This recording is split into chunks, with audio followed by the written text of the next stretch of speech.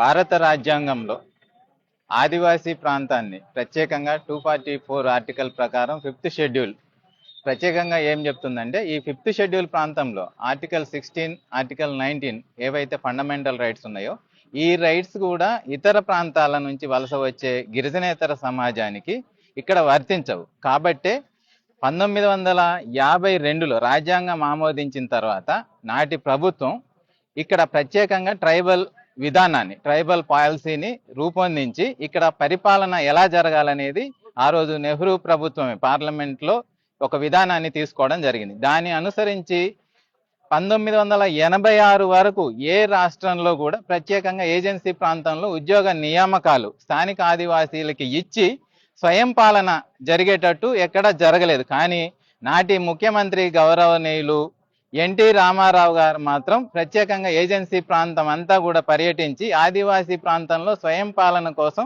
ఆదివాసీలతోనే ఉద్యోగాలు భర్తీ చేయాలని దాదాపు 29 రకాల శాఖలకు సంబంధించిన జీవోలను తీసుకురావడం జరిగింది. వాటిలో ముఖ్యమైనది 275 అంటే ఏజెన్సీ ప్రాంతంలో టీచర్ ఉపాధ్యాయ నియామకాలకు సంబంధించింది. కానీ ఇదే దాదాపు 3 దశాబ్దాల పాటు న్యాయ సమీక్షల కారణంగా 2000 సంవత్సరంలో 3GOగా వచ్చి మళ్ళీ 20 సంవత్సరాల పాటు సుప్రీంకోర్టు న్యాయ సమీక్షలో దీన్ని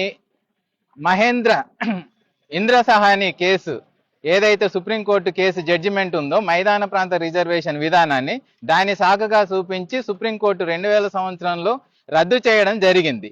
మైదాన ప్రాంత రిజర్వేషన్ విధానాన్ని చూపించి ఏజెన్సీలో మా హక్కుల్ని హరించి వేయడం జరిగింది. నాటి నుంచి మళ్ళీ ప్రభుత్వ విధానాన్ని ఏదైతే సుప్రీంకోర్టు జడ్జిమెంట్కి అంటే ఆ జడ్జిమెంట్ రివ్యూ పిటిషన్ కూడా ప్రభుత్వాలు వేయాలని డిమాండ్ చేయగా ఆ రివ్యూ పిటిషన్ వేసిన ప్రభుత్వాలు దాన్ని పూర్తిగా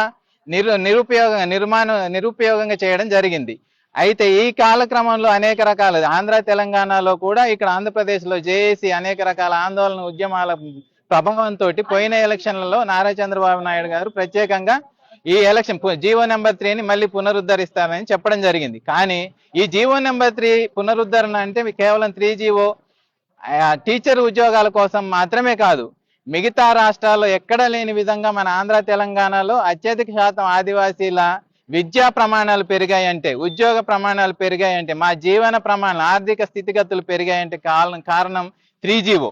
ఎందుకంటే ఆ చదువుకున్న ఆదివాసీలందరికీ ఉద్యోగాలు వస్తున్నాయి కాబట్టి, మా పరిపాలన మేము చేస్తున్నాం కాబట్టి మా గ్రామీణ ప్రాంతంలో కూడా మా విద్యా ప్రమాణాలు పెరిగాయి. ఇప్పుడు ఉన్నట్టుండి మా ప్రాంతంలో మా పరిపాలన లేకుండా మా జీవన ప్రమాణాలు మా ఆర్థిక స్థితిగతులను దెబ్బతీసే విధంగా 3GOని రద్దు చేయడం కారణంగా మళ్ళీ మేము వెనుకబాటుకి గురయ్యే పరిస్థితి నెలకొంది. కాబట్టి మేము మొదటి తరం విద్యావంతులం, మేము మళ్ళీ మా ప్రాంతంలో మా ఉద్యోగాలు మాకు కావాలనే డిమాండ్ తోటి అన్ని సంఘాలు, అన్ని ప్రాంతాలు, అన్ని ఆదివాసీ తెగలు కలిసి జేఏసీగా ఏర్పడి ఈ ఉద్యమాన్ని ముందుకు తీసుకెళ్తున్నాం.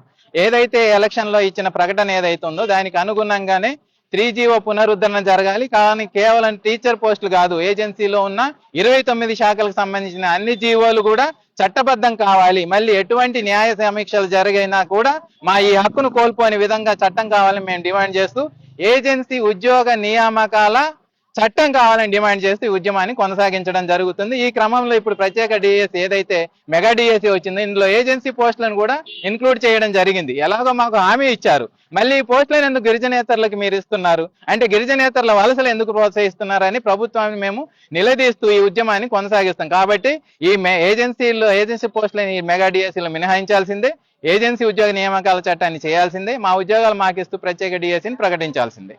Thank you. జై ఆదివాసీ.